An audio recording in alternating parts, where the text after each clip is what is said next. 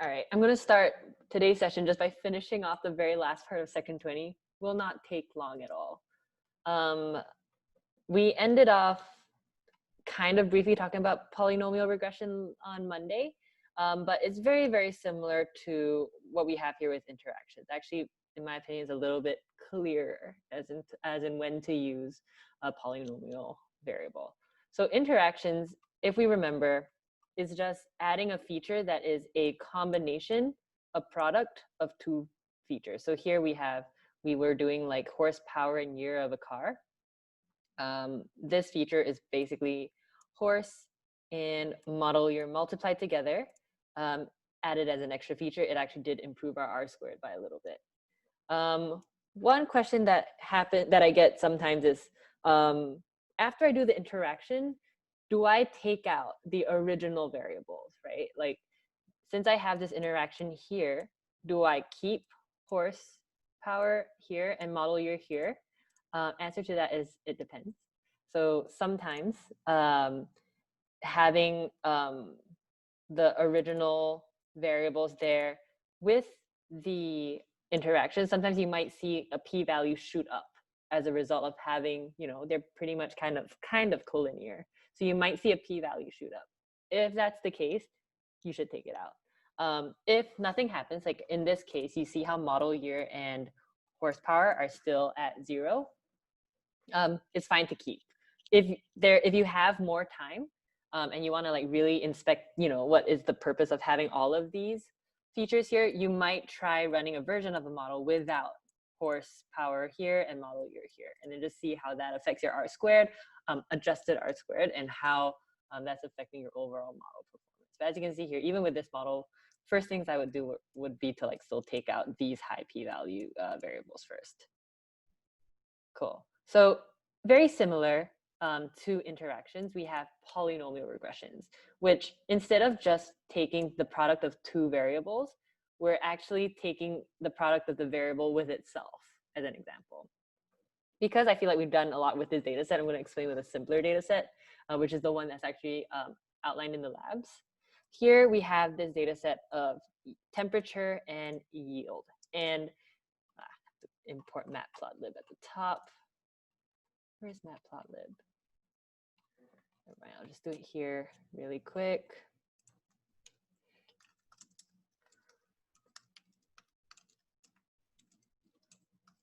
All right, so here we have very simple data set, just yield and temperature.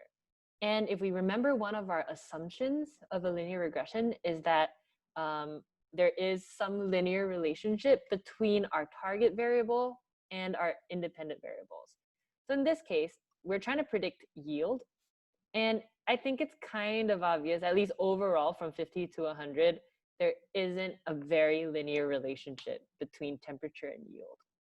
So here, if we were just to fit a regular linear regression, and here I'm just using the scikit-learn syntax, here doing the x and the y, I'm not bothering with the train test split for now, but I'll talk about when we do that, when I talk about the project.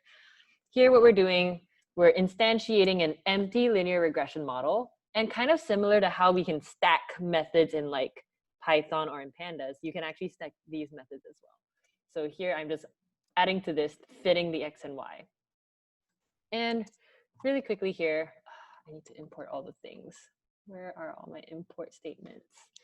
This is one of them. This is one of them. This is one of them. All right, I think we're good now. Cool. There we go.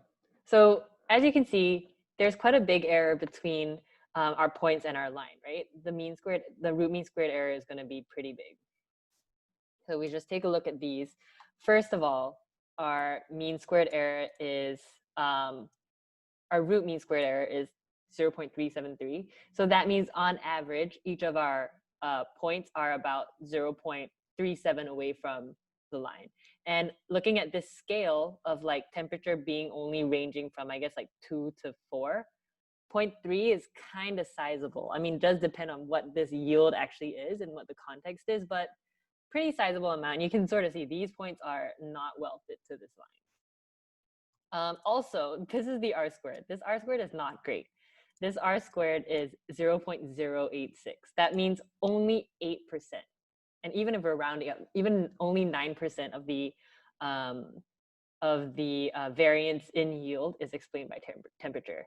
So therefore, very clear that there is not a linear relationship between the two. So knowing when to do a polynomial regression, you kind of have to be somewhat aware of what polynomial shapes look like. Let's see if I can find a graph of x squared. All right, so this is actually what the graph for a squared variable looks like. So if I have like a graph of like y equals to x is a straight line, and that's a linear relationship. But if I have y equals to x squared, we actually kind of have this curve. So in this case, if we're looking at this yield, you can sort of see it does look like it can sort of have a curve more than a line. You can sort of see that there's kind of like a slight U shape. It does take a little bit of exposure. You can see that it's not just x squared. With polynomial, you can go as high power as you want. You'll sort of see that x cubed, for example, is kind of like that sort of shape. So it takes a bunch of experimentation, not a necessity for this project. But when you're thinking of doing polynomial regression, you do have to be a little bit familiar with like the shapes of polynomials and what they look like. And so I think a good one to remember is really just x squared. And any x squared kind of looks like this. Where it's centered, like it doesn't have to be centered at like 0 or like have these values, but overall, if something has like a squared relationship, just look out for that U shape. And that could be a sign that maybe I want to do the polynomial of this variable. So let's try that. Let's make a new column in our data set called temp squared, and have that literally equal to the square root of temperature. And so here now in our data set, we'll have temperature and then temperature squared. I'm going to fit my regression on both these features first. So I'm going to fit it on both temp and temp squared. Just take a look and see what that looks like. So all right. Our line sort of seems to look like it's fitting a little bit better. It kind of takes into account like the fact that it's like dipping down at about 70 degrees of temperature and then back up. So seems to be a little bit better. Let's take a look at the scores. So as you can see, root mean squared error went down from, let's see, 373 down to 215. R squared from like that awful like 0.086 to 69.4, 69.4%. So a lot better. So let's take a look at what the Ols output is. And this is something that you're going to be doing in your projects as well. So you will be like shifting between both scikit-learn and stats models. So really quickly, you can see that, yeah, this R squared 0.695. And then so happens to be like when we add this temperature squared variable, both of them have a p-value of 0. So they're actually both significantly related together when you look at them together. There could be the case where, after you add this squared variable in, maybe temperature is no longer a significant variable. Sometimes that happens as well. And if that's the case, your p-value will be really high, and then you'll end up taking out the original variable and only keeping the square. So that is pretty much it for polynomial regression. Any questions about this before we move on to talking about the project? Yeah, what is a root mean squared error? I don't even remember what that means. Yeah. Root mean squared error is another way we evaluate our model's performance. So we have the R squared, and we have all those p-values, and the R squared tells us, how well it fits our how well it fits our model. But root mean squared error is literally the error between, let me annotate this real quick, the error between the point, each data point and the line. You are actually taking each error, squaring it, finding the average of the squared errors, and then taking the square root of that. So it's basically another form of an average. So the way that you would interpret a root mean squared error is just saying that, like, all right, on average, each point is 0.215 away. Each predicted value for each point is 0.215 away from its actual value. Okay. So it's an average error. It's a way to measure average error. You might come across another one called mean absolute error, which is, I mean, neither one is better than the other. I believe like root mean squared error does like give you a higher error the more outliers you have, or like the more like really far off points you have. But sometimes you'll see that people will just print out both just so you have another metric for comparison. Cool. Any other questions about any of these extensions to linear models? All right, let's talk about the project. This is what we're here for. So I'm gonna send this link to our Slack channel right now. Project 2 guidelines. And as I'm talking about this, I'm gonna be editing this. If like there are questions for clarification, I'm gonna actually put notes on this, so like we'll all be up to date. Cool. With this project, highly recommend you take a look at the rubric. The rubric tells you exactly what you need to do to pass. So I guess it kind of keeps the scope better so that you're not doing a bunch of extra things that you don't have to do. So definitely take a look and read the rubric, just so you're not doing a bunch of extra things that you don't have to do. All right, I think this is the part that what we're here for. How do we go about this project? Something that I want to implement starting with this project is a full-fledged data science project notebook. Usually what you have in like professional data science environments, especially like, and also especially for your portfolio, you want to have a really, really nice presentable notebook. And that means the notebook should be able to stand on its own without, you having to explain things that are going on, without, having them maybe like read your, I mean, README is still there for a README, but ideally a notebook is something that any employer or any person interested in your project should be able to follow through all the way and get what's going on. So I have some guidelines. There are a lot of parts here, but not to worry. I will walk through and hopefully explain that it's not as scary as it looks. So you always start your notebook with like an introduction. Like I start my Jupyter notebook sometimes with like an overview of what I'm going to be talking about. In your project notebook, hopefully we make use of the markdown cells and talk about motivation for this project. Imagine there's an employer coming across this project and your why should not be that this is the module 2 project for the Flatiron data science program. That should not be your why. The project is a housing price prediction data set. It is a project to predict the price of a house in a specific county, I think. And you should do a little bit, at least a tiny bit of background research as to like why this is important. Some examples would be like, you want to find out, let's say you're like, if you're refurbishing your house and to like resell, what are some things that you might want to focus on? Maybe you want to talk about, maybe you're doing like an overall study of like houses in that area, and you just want to know like what are some factors that pull the price of a house up or down. Those are all good like business whys. And some people like to do a little abstract as well, like just a overall summary of their entire project. You don't have to do this part at the start. I think most of the time students end up doing this last. Like while you're writing your README, you can actually incorporate information to and from this. All right, so that's more of the qualitative side. We're going to start with the first step of like the true data science project, importing data and doing your EDA. So even though this is mostly a modeling project, you still have to do EDA. I cannot stress how important EDA is. Through doing your EDA, it will make your modeling process a lot smoother. So something that some people like to do is maybe ask a couple questions about your data. Do you have any like hypotheses or guesses as to what kind of patterns will arise? Like, for example, since we're doing housing prices, can you confirm for sure that like if you increase the number of bedrooms, the price will go up? Scatter plots, bar plots, stuff like that. While you're looking at that, some things to consider in terms of our linear regression model, ask which features are correlated with the target, because that's our linearity assumption. So start taking a look at which features could be correlated with target. That can be also nestled in like the questions that you have about your data. Take note of which features you might want to transform. right? We've talked about a bunch of different transforms. Log transform if you have very skewed data.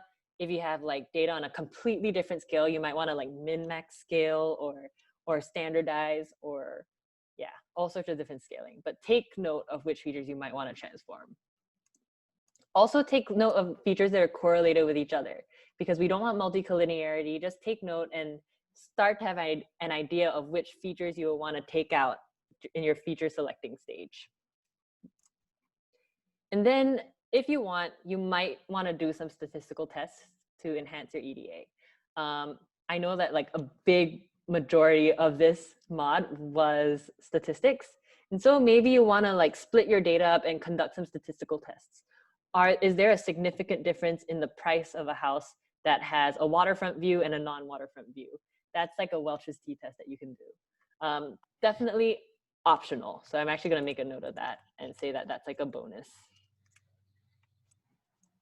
One quick question. So like, will this be on the same notebook, you think, or you think like we should separate the notebook and then do the statistical analysis? That is 100% up to you. The way I personally would split it up, I would probably do like EDA and introduction in one notebook, do like my iterative modeling in a second notebook, and this all is iterative modeling. And then in a third notebook, have my final model with like my recommendations, having a prediction function, stuff like that. That's how I would set it up, but it's really up to you. Some students like to have everything in one notebook. Downside is if your computer is slow, it might slow down your notebook if your notebook starts getting really long. But yeah, it's 100% up to you. I personally like to split up my notebooks, but I've seen some really, really good notebooks that are really nicely synthesized that have like follow a full narrative, full story, all in one notebook. So if I clean it up on one notebook and then create, right, one CSV file after cleaning up, and then right, use that file for the statistics purpose, right, and then do all the right engineering on the third notebook. Yeah, that works as well. It's really up to you and how you think you can best organize it. I will say sometimes if there are too many notebooks, make sure you name them properly so that someone who's looking at your GitHub knows where to look at for the information they want to find. Or like on your README, say, like actually have a section saying like, all right, in this notebook, you'll find what. Thanks for bringing it up. I totally forgot to talk about data cleaning. So we import your data, you got to clean your data. There's not too much cleaning that has to be done in this data set to my memory, but might be a little bit. I think there's some null values that you might want to look at. But yeah, don't forget to clean your data first before you do ADA. Yes, quick question. So just so I can hear the way you characterize the kind of three parts in terms of how you would do it. So first part would be like stage one, if you will, right? Intro, cleaning, and EDA. How did you refer to the second section with the feature engineering and everything? How did you refer to that? I call it the modeling notebook. Got you. Okay. Yeah. I mean, I guess if you're interested, I can actually share one of my past projects. Let me see. Did I look? So the way that for me was easiest to have all my stuff organized, let's see, was to have it in these three notebooks. To me, it just made the most sense, and it was easiest for me to explain what was going on. So you can see here, I have my three notebooks. My EDA notebook, my modeling notebook, and my final model notebook. And I guess, yeah, EDA, you can sort of guess what's in there. Modeling, this is actually my mod 3 project. But in that, you'll see that I'm doing like an iterative modeling process. I'm like literally running a bunch of different models all at once. And then in this final model, because you will end up with a final model, this is more of like a bonus for this project, definitely a bonus. This I had gone back to after graduation to fix it up. But you want to like, and I think in one of the labs they actually talked about it too, like how do you create a function to make predictions on like brand new data? And so I did that in this notebook. So you can see like each of my notebooks are not long. I just think that for me and the way that I like laid out my narrative of my project, that was the easiest way to split it up. Yeah, for sure. I like it. Thank you. Of course. All right, back to this. So this all is EDA. So actually I'll make like a little break here. So it's a separate section. All right, with EDA, you don't have to do your you very likely don't have to do categorical variables in EDA just because like the way that like the different graphing, the different graphing packages just take in different categories automatically for the most part. You're also not going to have an issue with like, remember that last part, it was like the different genres per thing. I don't think that this one has an issue with that. So part one of feature engineering, definitely like right before you throw your stuff into a model, one hot encode or let's see, one hot encode or get dummies, your dummy variables. So do one hot encode or get dummies on your categorical variables. So once you do that, that's like usually your first step, because at this stage now, after stage 3, you're able to throw your data into a model. Your model will probably not be super great because you haven't done much feature selection or feature engineering, but you always want to have a baseline model. And so at this stage is when you do your train test split. Before you do any like scaling of that sort, you should always do your train test split at the start. Why do we want to do that? To prevent data leakage. So data leakage gets into like kind of like the art of data science and like why we're doing what we're doing. We always do the train test split at the very start, preferably before scaling and stuff, because when you scale something, you're taking into account all your data in whatever you're scaling. Just to like, as an example, let's say you want to min-max scale a feature, right?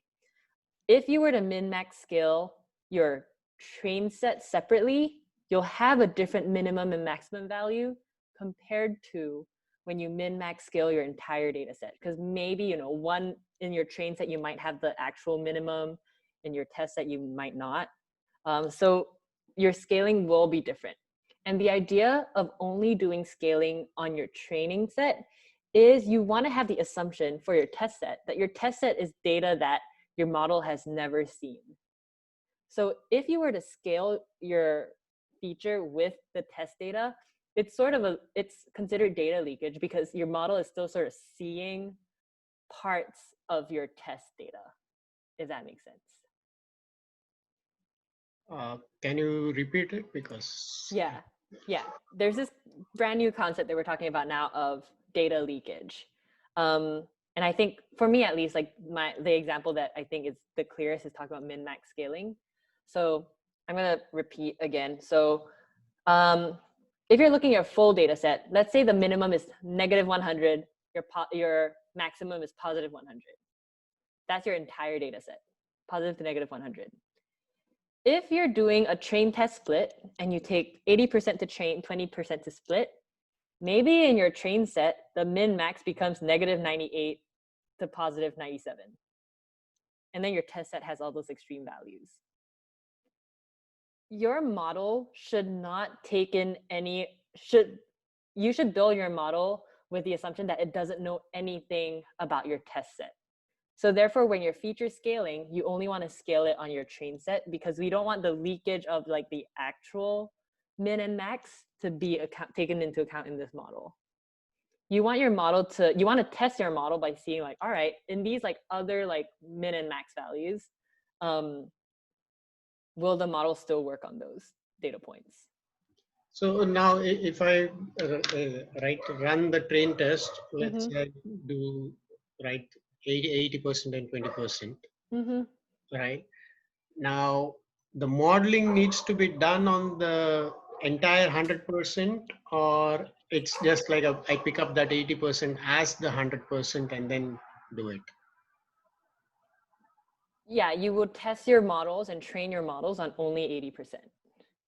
The 20% is solely for evaluating whether your model can predict on outside data, and also on like how like you can also use it to evaluate on whether your model is overfitting or underfitting to your train set. Yes, question. So is this issue that you're discussing now, is that covered or taken care of with the randomization of the splitting? You mean the issue of data leakage? Not exactly. I mean, no, not exactly, because data leakage is literally saying that you don't want any information from your test set to be accounted for in your train set. So scale would. Can you say that again? So scaling your test set would cause data leakage. Is that what I'm hearing? Or so scaling your full data train set with your test set would cause data leakage, especially if it's something like min-max scaling where specific values of your data matter.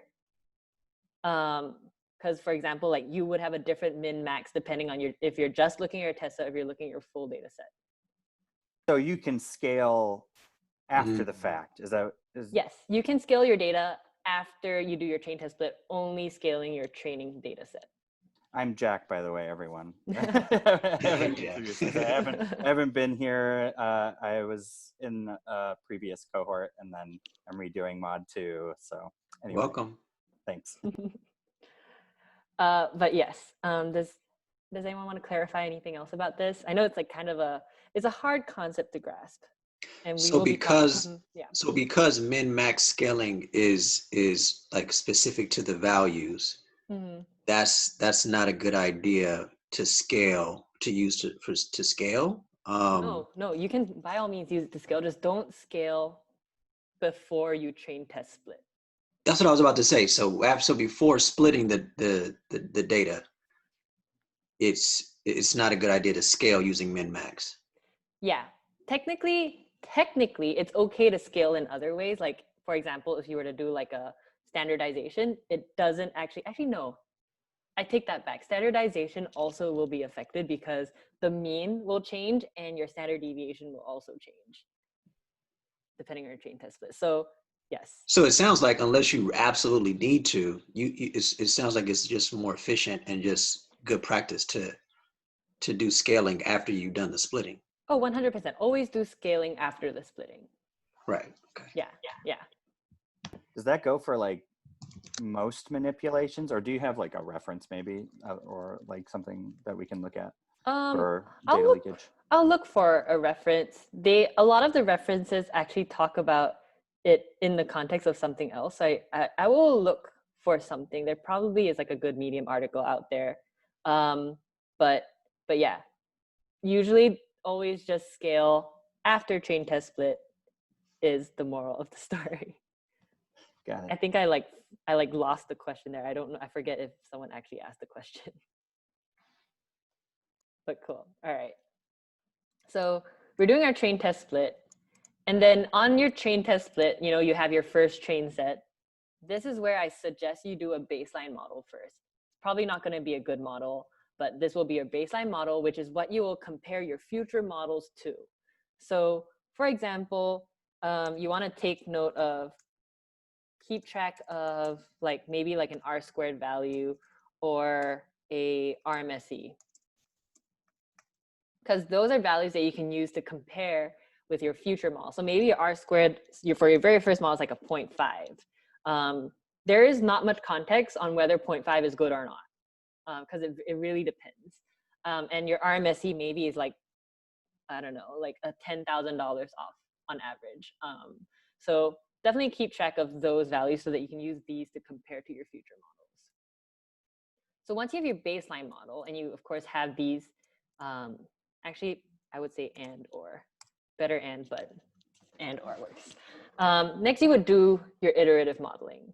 And this part you would probably do with stats models just because you have that nice output. The only slightly irritating thing with switching back and forth between stats models and scikit-learn is that for stats models, you would have to have the y and the x together.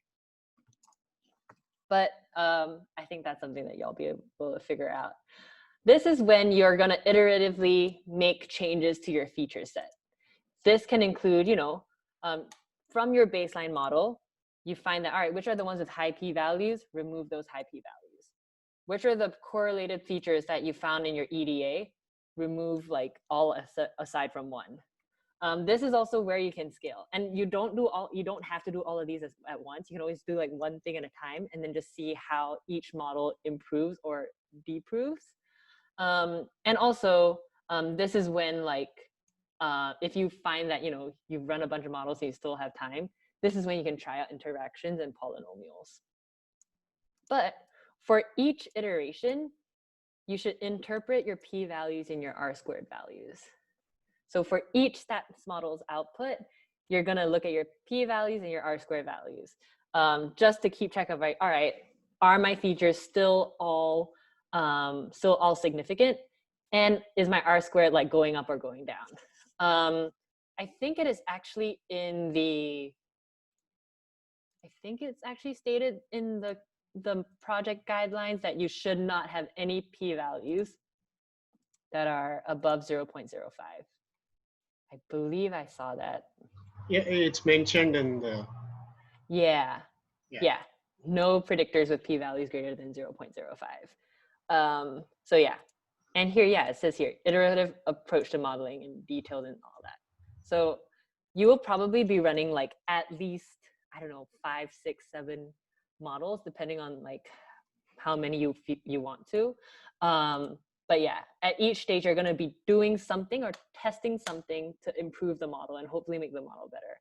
It's okay if you try something and the model doesn't improve, because that's also a good insight that you can gain. Just remember that at each model, you should make some interpretation and like maybe put like 1 or 2 sentences about, how the model has performed based on your changes, just to keep track of the stuff that you're doing. All right, and now this part, because we haven't really talked about, all these assumptions. It's slightly backwards because, when you say assumptions, you feel like you should check for assumptions before you even throw things into a model. But as we've seen, all these assumptions plots, like most commonly the QQ plot and the residual plot, they are all plots that come as a result after your modeling. So I would suggest at like maybe 1 or 2 intermediate points, really maybe like halfway through, maybe before you start doing something big. So maybe first you're like removing correlated features and high p-values. And then you're like, all right, my model is doing pretty well now.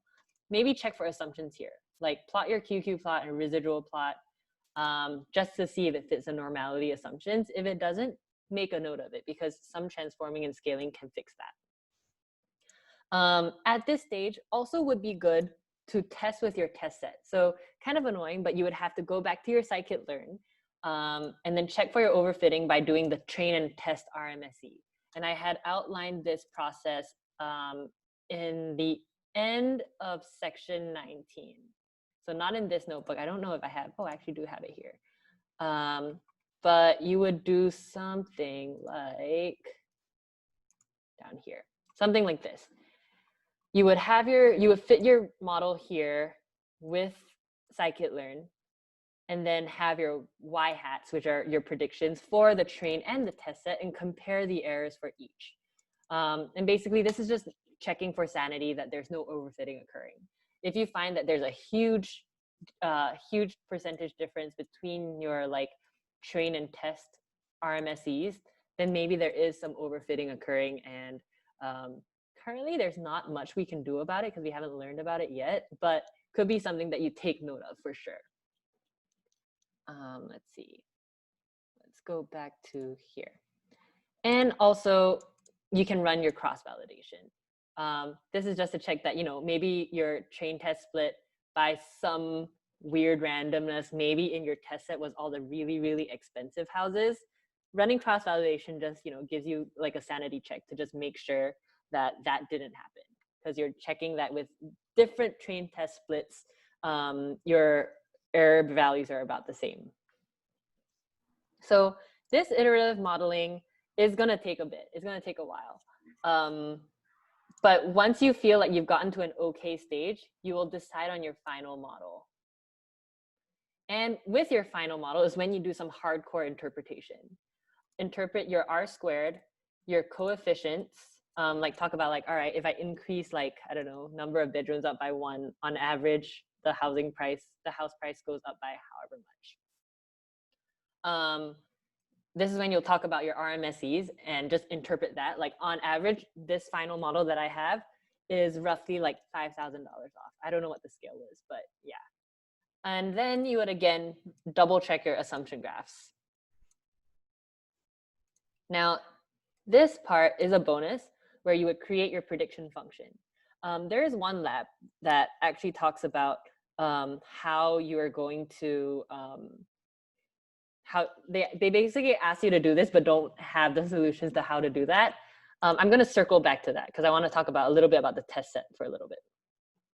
But your notebook should end with recommendations and future work. So not much to go into here technically, but recommendations should like tie back to like why you're doing this project, and also like maybe you learned something interesting from this model. Maybe you learned that very significant features are like maybe like number of bathrooms. It's an extremely significant feature when predicting the price of a house in, I think it's Kings County. All right. Any questions about this overall process? Because I do want to talk about a little bit about this prediction function and also what we're doing with our test set, because we didn't scale our test set.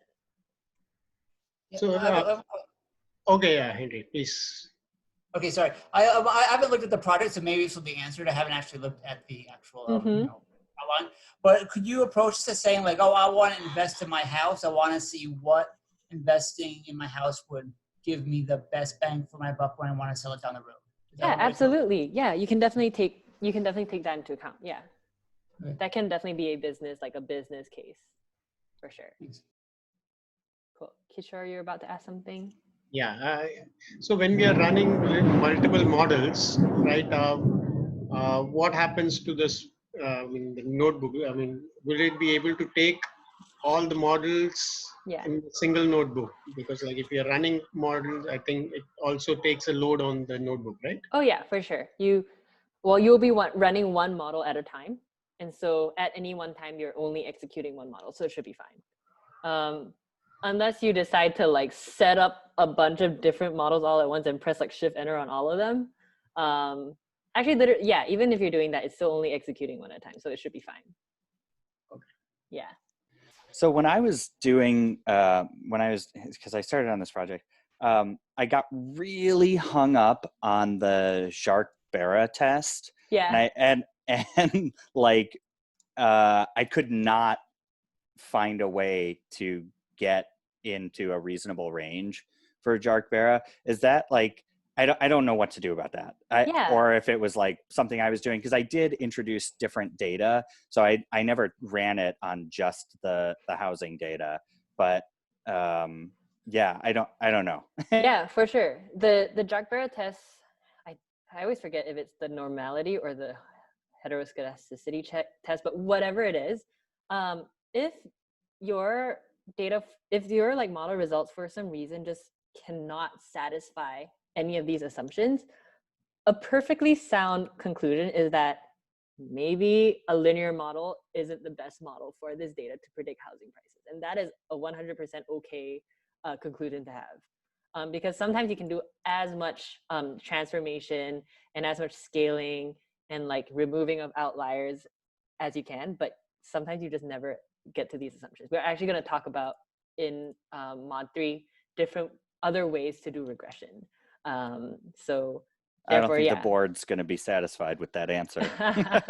Well, yeah, I mean, yeah, well, it sucks. Yeah, just sometimes, yeah, there have been multiple projects that I've seen, because this project used to be that you find your own data. And so I've seen a lot of different projects come up that like, you really don't pass these normality assumptions and these like heteroscedasticity assumptions.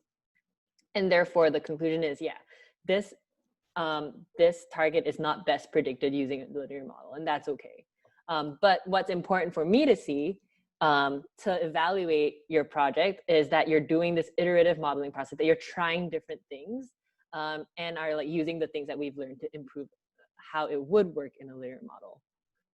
And also, so with the iteration and like organizing that, so would you, because I feel like I often find myself going down rabbit holes, and then it's like, oh, this turned up nothing. And then I just have to throw out these like many hours of work because it doesn't really fit into the narrative of this notebook. And I'm like, okay, well, like scratch paper notebook sub 2, or 3 or whatever.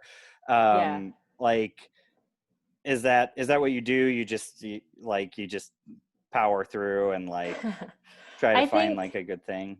I would say, actually after this, I will like put out like a suggested timeline of like when you should stop your modeling and just like make do with the best that you have. But in the case of, you find yourself running a bunch of models that are such incremental increases that you find that it's not worth putting in your notebook.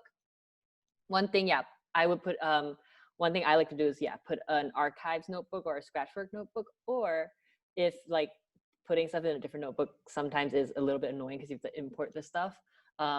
I actually, for some notebooks, like to have like an archives model section. So like after recommendation and future work, you could say like appendix or archives. Yeah, archives, which is like extra models or like other testing things that didn't work. Yeah, that's a good question of like where to put. Yeah, rabbit holes are very, very common in data science, and like in the real world, if you're given a project like this, you will be given months to work on it, and so you have the time to go through those rabbit holes, but we just don't have that time for this. But yeah. All right. The next thing I wanted to talk about was we only scaled our training data. What do we do about our test data when we need to test it, right? Because let's say we ended up scaling, let's say we min-max scaled, let me think, square foot. We min-max scaled square footage. One thing that's very, very important to do when you're doing your scaling is to remember how you're scaling. So depending on what kind of scaling you're doing, there's some values you have to remember. So for example, hold on, parameters of scaling. I'm gonna put some examples. So here, as an example, if you're doing like standardization, take note of the mean and standard deviation that you're using in your scaling. Why that is because when you're scaling your test set separately, you actually have to scale it using the parameters that you scaled it with the train set. So for example, let's see, for example, let's say for square foot, we had a mean of, I don't know, 800 and a standard deviation of 100. So let's say those are our parameters that we use to scale. When we get to our test set, because now the variable that we have in our model is standardized square foot. So when we're testing with our test set, and that is over here, remember to scale your test set based on train set parameters. So doesn't matter what the mean and standard deviation is of the test set, you will scale it based on the train set parameters. Does that make sense? So there's yeah. Basically, if you scale your train set one way, for you to test it, scale exactly the same way. So there'll be, you're comparing apples to apples. Exactly. Yep. So the idea being, like, let's say, we finalize our model and we get like our data from, let's say we get like another county's housing prices, and we want to see if this model will work. It doesn't make sense because you trained your model on a certain scaling, you want to see if you can take that data. So let's say that's Kings County. I don't know, is there a Queens County? But let's say we're taking Queens County houses. And what we'll do is we'll take whatever their square foot numbers are, scale them the same way the Kings County square feet were scaled, and then use that to input into your model. Does that make sense? I know it's kind of a hard thing to grasp. And like, unfortunately, this mod went way more in-depth into statistics rather than like these things to think about while modeling. But over the next mod, especially, we'll talk a lot about this. Anything to clarify? All right. So back to this prediction function. When you're creating a prediction function, you will be using scikit-learn. You will be using scikit-learn's .predict function. So, wow, I can't turn this into the code format. But anyways, you'll be using scikit-learns.predict function. And what you need to do is you need to have a function that creates an array of inputs matching the features, matching the feature, what's the word? Yeah, matching the feature set that of your final model. Matching the feature set final model was trained on. So as an example, let's say that I'm just going to pick a random output from here. Let's use this one. So here we're again trying to predict miles per gallon, and we use all of these features. What you'd have to do is have some sort of function that will be able to take in, those raw values and turn them into this format. This format being, well, I guess all of these are the same, but you would have to have like one extra at the end being like the interaction between horse and year. I just thought of a better example. For this one, this model had a lot of scaling. Wait, where is it? This one. Dang. Let's run. Let's see. Sorry, y'all. Bear with me for a little bit. Right? Why did I change all the variables? You know what? Never mind. This one? I didn't import PD. Right, I think this is important to talk about, and I don't know why none of my things are running right now. Not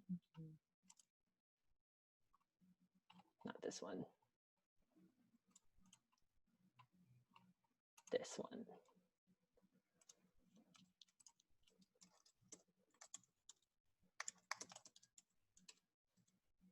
Please work. Okay, there we go. So here we can see that, let's just fit this real quick. Your final model will very likely be trained with scikit-learn because we'll be using the .predict function to create that, like, take in any data and make predictions on that. So if we actually were to take a look at what X-test looks like, our data that's going into the predict function from like whatever numbers that you choose should match this format. So I guess this model ended up being like just acceleration, weight, orig 2 and origin 3.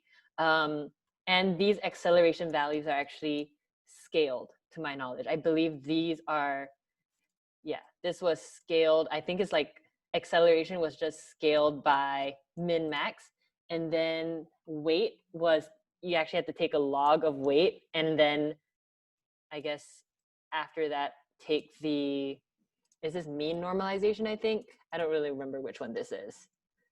I think this is standardization. But anyways, in your function, so you would define like a prediction function to take in like some array of values.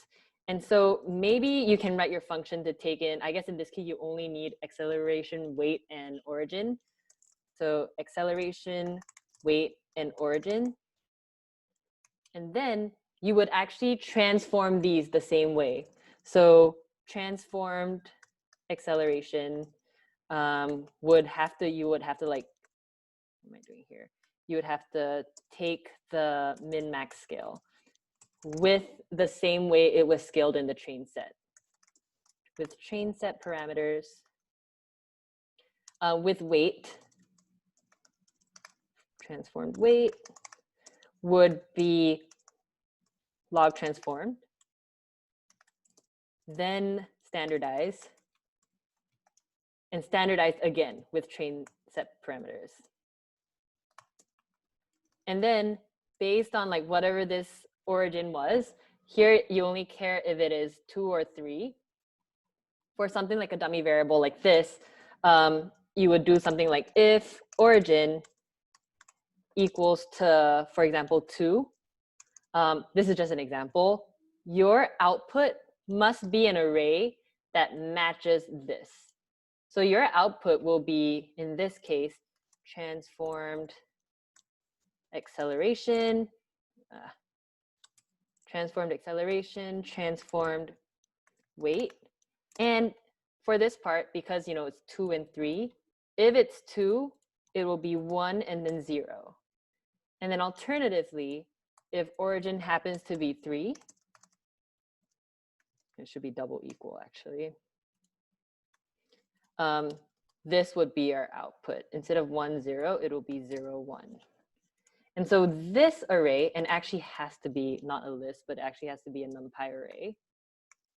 And if I'm not wrong, you have to do a reshape on that. But I won't get into that right now. I might talk about this in an office hour if anyone gets to this and is facing issues. But this will be your output.